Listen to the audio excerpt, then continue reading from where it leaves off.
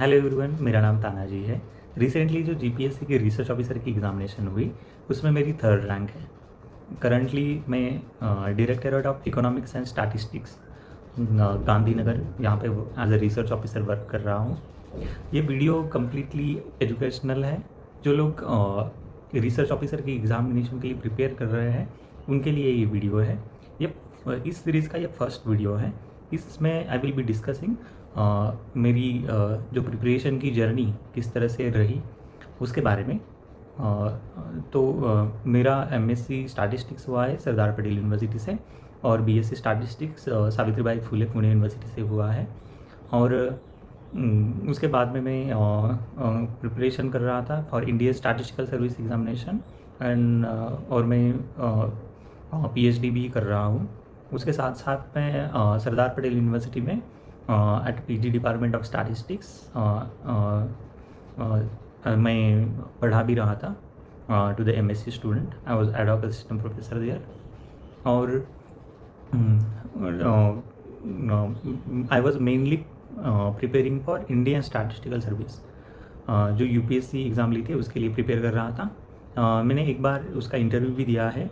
I miss finalist by 3 marks and उसके साथ में ही मैं बाकी के एग्ज़ाम्स भी दे रहा था। मेरा जो लिंक्डइन है उस पर मैंने एक ये भी बना के रखा है, पीपीटी बना के रखा है कि स्टैटिस्टिक्स या इकोनॉमिक्स बैकग्राउंड के लोग कौन कौन सी एग्जामिनेशंस में अपीयर हो सकते हैं।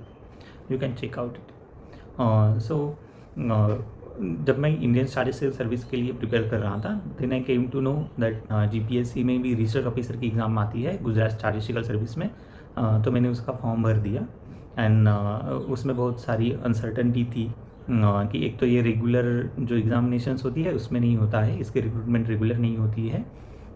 टाइम टू टाइम जीपीएससी ये डिक्लेयर करती है कि कब रिक्रूटमेंट आएगी और कितनी वैकेंसीज होगी, तो उस पर वो डिपेंड करता है। तो मैंने जनवरी में फॉर्म भरा, एग्ज़ामिनेशन तुरंत ही फरवरी में थी। और उसके बाद में जो पेपर 1 की जो जनरल का पेपर है उसकी एग्ज़ामिनेशन फरवरी में थी और जो पेपर 2 है जो सब्जेक्ट का पेपर होता है उसकी एग्ज़ामिनेशन मई में थी।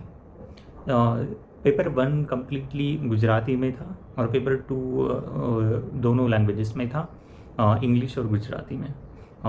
मैं यहाँ पे गुजरात में फॉर 6-7 ईयर्स से रह रहा हूँ, तो उसके कारण मुझे गुजराती पढ़ना आता है, समझ में आता है और मैं बोल भी सकता हूँ।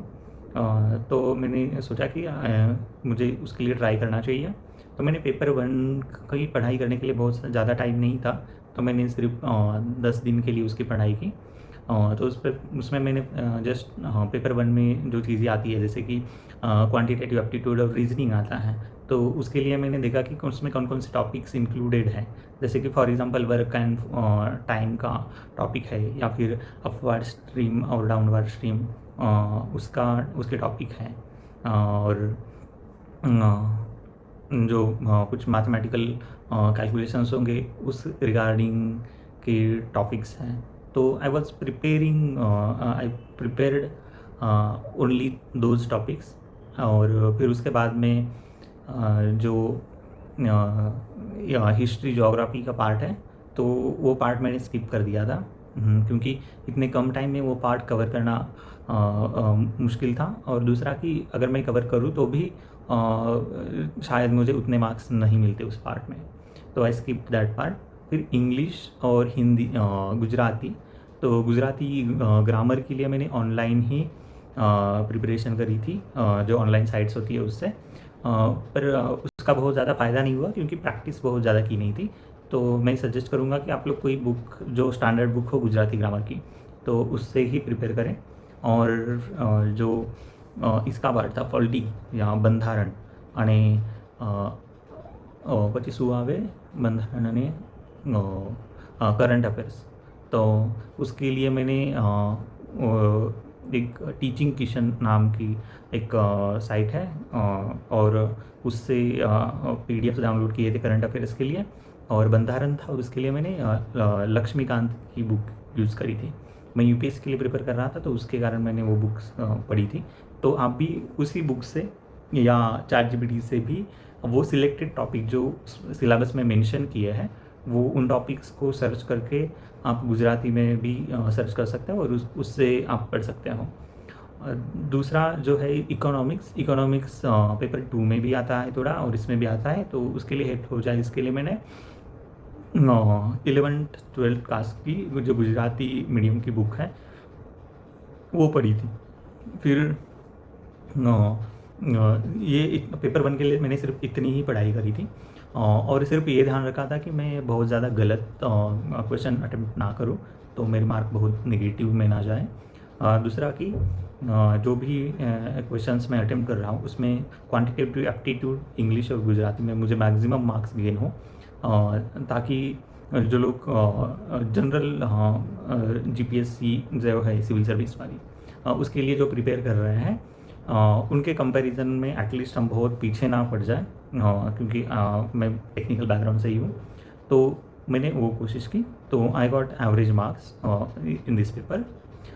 जो पेपर 2 है, मैं जैसे कि इंडियन स्टैटिस्टिकल सर्विस के लिए प्रिपेयर कर रहा था, तो मेरे लिए वो थोड़ा इजी था, बट फिर भी जैसे कि मैंने प्रीवियस ईयर्स के क्वेश्चन पेपर देखे थे रिसर्च ऑफिसर के लिए, तो उसमें से मुझे ये ध्यान में आया कि जो पेपर 2 है उसके क्वेश्चन इजी थे स्टैटिस्टिक्स में, तो मैंने सोचा कि मुझे बहुत ज़्यादा प्रिपेयर करने की ज़रूरत नहीं पड़ेगी और I will attempt paper based on my ISS preparation only.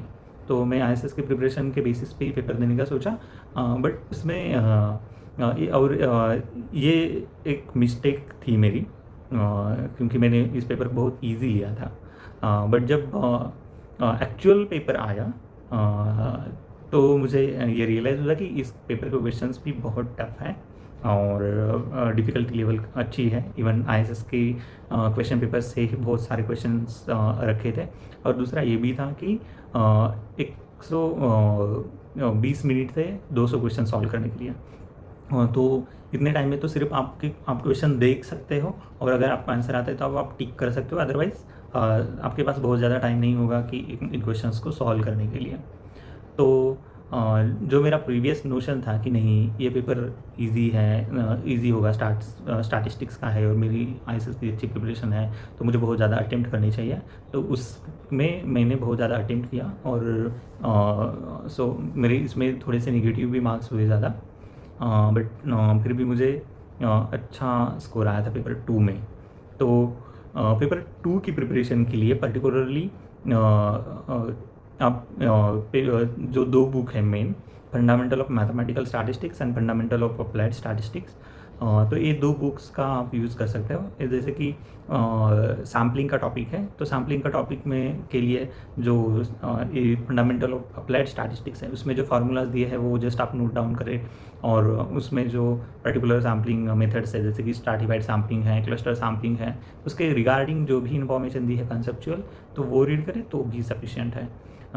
उसी तरह से जैसे इन्फेरेंस है या डिस्ट्रीब्यूशंस है, प्रोबेबिलिटी है, न्यूमेरिकल मेथड्स है, तो ये टेस्टिंग ऑफ हाइपोथेसिस है, तो ये सारे पेपर पे फंडामेंटल ऑफ मैथमेटिकल स्टैटिस्टिक्स की जो बुक है उसमें से कवर हो जाएंगे। जो वाइटल स्टैटिस्टिक्स है, फिर डिज़ाइन ऑफ एक्सपेरिमेंट के कुछ क्वेश्चंस आते हैं, सैम्पलिंग थ्योरी है, ये सारे पेपर्स के क्वेश्चन हम हमारे फंडामेंटल ऑफ अप्लाइड स्टैटिस्टिक्स से कवर हो जाएंगे।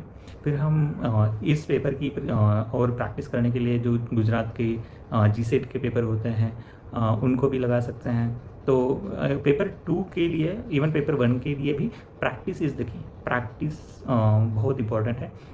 जैसे कि हमें लगता है कि नहीं ये तो टॉपिक ही चीज़ है, जैसे कि वर्क एंड टाइम, उनके जो एग्जांपल्स हैं वो तो ऐसे बैठे बैठे भी हम सॉल्व कर सकते हैं, बट वो सॉल्व करना is not an issue. Main की फैक्टर क्या है इसका कि कम से कम टाइम में हमें ज़्यादा से ज़्यादा क्वेश्चन एक्यूरेटली अटेम्प्ट करने हैं। तो उसके लिए हम जब प्रैक्टिस करेंगे रिपीटेडली तो हमें कुछ ट्रिक्स पता चलेगी कि ये क्वेश्चन इस तरह से सॉल्व करने हैं, तो जब भी एग्ज़ाम होगा तब हम क्विकली उस चीज़ को समझ पाएंगे कि अच्छा ये क्वेश्चन है, ये नंबर दिया है, तो मैं ये सिर्फ ये कैलकुलेशन करनी है एंड फिनिश, तो हमारा क्वेश्चन एक दो मिनट में भी ख़त्म हो जाएंगे। तो ये तो पेपर 1 एंड 2 की बात हुई कि मैंने इस तरह से प्रिपरेशन करी थी। और जैसे कि जो नॉन स्टैटिस्टिक्स के बैकग्राउंड के लोग हैं, इकोनॉमिक्स वगैरह के बैकग्राउंड के लोग हैं, और या समझ लो जिन लोगों ने स्टैटिस्टिक्स की कोई और एग्ज़ाम के लिए प्रिपरेशन नहीं करी है, तो उनके लिए 2 बुक्स थोड़े चैलेंजिंग लग सकते हैं। तो उसके लिए और भी बुक्स है, जैसे कि प्रोग्राम्ड स्टैटिस्टिक्स नाम की बुक है BL अग्रवाल की।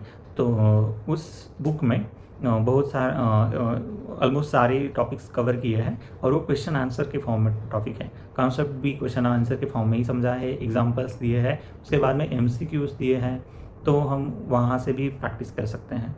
तो ये इतना पढ़ना इनफ है इन 2 पेपर्स के लिए। फिर जब इंटरव्यू आता है, तो मेरा इंटरव्यू होने से पहले ही मेरा UPSC का रिज़ल्ट आया था, और उसमें मेरा कुछ मार्क्स से रह गया था। तो मेरे लिए वो एक्सेप्ट करना और सिंक इन होना बहुत ही टफ था। तो I was in that condition only कि नहीं, अगर मेरा उसमें हो जाता तो मुझे ये एग्ज़ाम नहीं देनी पड़ती, मुझे ये इंटरव्यू देना नहीं पड़ता, ये सब। तो जब इंटरव्यू का शेड्यूल आया, तब तक मैंने इंटरव्यू के लिए कोई प्रिपरेशन नहीं करी थी। जब इंटरव्यू का शेड्यूल आया और मुझे पता चला कि मेरा इंटरव्यू ऑलमोस्ट 10-12 दिन के बाद में है, तो मैंने सोचा कि मुझे कुछ थोड़ा थोड़ा पढ़ लेना चाहिए इसके लिए। तो फिर मैंने जो रिसर्च ऑफिसर के रोल्स होते हैं, फिर वो कौन से डिपार्टमेंट के अंडर वर्क करते हैं, उनके काम क्या क्या होते हैं, गवर्नमेंट ऑफ गुजरात का जो statistics director of economics and statistics है, वो कौन कौन से पब्लिकेशंस करता है, फिर इंडिया के पर्सपेक्टिव में मोस्टली है, उसका स्ट्रक्चर क्या है, वो कौन कौन से पब्लिकेशन करता है, फिर इंटरनेशनली कौन कौन से इंडेक्सेस हैं, ये सारी इन्फॉर्मेशन पढ़ी मैंने। फिर ये भी फर्स्ट क्वेश्चन तो इंटरव्यू में ये होता है कि आप अपने बारे में कुछ बताओ, तो इंट्रोड्यूस यूर सेल्फ। तो उस क्वेश्चन को मैंने बहुत अच्छे से प्रिपेयर करा था, क्योंकि वो क्वेश्चन ऐसा है कि जो आपसे पूछा जाएगा, और वो क्वेश्चन डिसाइड करेगा कि आपकी इम्प्रेशन क्या पड़ेगी। तो मैंने इस क्वेश्चन को बहुत ही ध्यानपूर्वक कंस्ट्रक्ट किया था। इवन उस क्वेश्चन में जो एक एक वर्ड यूज़ करा था, वो मैंने सोच समझ के रखा था उसमें। फिर उसमें सब मैंने सारी चीज़ें मेंशन की थी कि मैंने MSc BSc इन स्टैटिस्टिक्स किया है, फिर मैं PhD कर रहा हूँ, मैंने UPSC का इंटरव्यू दिया है। तो ये सारी चीज़, फिर मेरे हॉबीज़ में मैंने रीडिंग बुक्स लिखा था। तो ये सारी चीज़ें काफ़ी इम्प्रेसिव रही इंटरव्यू में, और उन्होंने ही इन सारी चीज़ों ने ही मेरा इंटरव्यू का जो डायरेक्शन है वो डिसाइड किया। तो इंटरव्यू मेरा स्मूथ गया। मेरे इंटरव्यू की स्किल भी अच्छी थी, मेरे प्रीवियस एक्सपीरियंसेस से मुझे ऐसा था। तो I was confident during my interview, so I got heist marks in interview along with other 2 candidates. तो ये भी फ़ायदेमंद रहा। जैसे कि इस एग्ज़ाम में ये है कि आपका रिटन और इंटरव्यू दोनों चीज़ों का सेम वेटेज है। जैसे कि टोटल 100 मार्क्स होते हैं, उसका स्कोर होता है, उसमें से 50 इंटरव्यू के लिए होता है और 50 रिटन के लिए होता है। तो हमारी रिटन की एग्ज़ाम जो होती है, वो तो टोटल 300 मार्क्स की होती है। फिर वो 300 मार्क्स में से हमें जितने मार्क्स मिले हैं उनको 50 में कन्वर्ट्स करते हैं। तो सिंपली बोले तो जो आपके टोटल मार्क्स आए हैं उनको 6 से डिवाइड करके आपका रिटन का स्कोर बनता है, और जो आपके इंटरव्यू के मार्क्स मिले हैं 100 में से, उनको 2 से डिवाइड करके आपका इसका मार्क्स स्कोर बनता है, रिटन इंटरव्यू का स्कोर बनता है। तो मुझे इंटरव्यू में 80 मार्क्स मिले थे, तो इसलिए मेरे इंटरव्यू का स्कोर 40 था, और रिटन के टोटल मेरे मार्क्स 92 के अराउंड, या 91 या 92 के अराउंड थे। तो इसलिए मेरा रिटन का स्कोर 15.02 था। तो I got 3rd rank. So this was my journey. Next videos की जो सीरीज़ होगी, उसमें मैं पेपर 1 के लिए मैंने किस तरह से प्रिपरेशन करी थी, और मेरे सोर्सेज कौन कौन से थे, वो मैं एक्सटेंसिवली डिस्कस करूँगा। और आपके कोई भी क्वेश्चन या क्वेरीज है तो आप इसमें मेंशन कर सकते हो, वीडियो के नीचे कमेंट डाल सकते हो। आप गुजराती में भी कमेंट डाल सकते हो, और मुझे गुजराती पढ़ना आता है, समझ में आता है, तो आप गुजराती में भी कमेंट डाल सकते हो, और इंग्लिश में भी कमेंट डाल सकते हो, हिंदी में भी कमेंट डाल सकते हो। जो लैंग्वेज आपको कंफर्टेबल है उसमें आप मुझसे पूछ सकते हो। Even you can connect me on LinkedIn, तो उसमें आप कनेक्ट कर सकते हो। मेरा इंस्टा ID भी इसमें दिया है, आप मुझसे वहाँ पे भी कनेक्ट हो सकते हो, और आप मुझे वहाँ पे क्वेश्चंस पूछ सकते हो। इंस्टा ID मैं अभी इस डिस्क्रिप्शन में दे ही दूँगा, तो आप वहाँ पे भी मुझे कांटेक्ट कर सकते हैं। नेक्स्ट वीडियो तक के लिए मैं आपकी रज़ा लेता हूँ और I will be waiting for your comments. Thank you.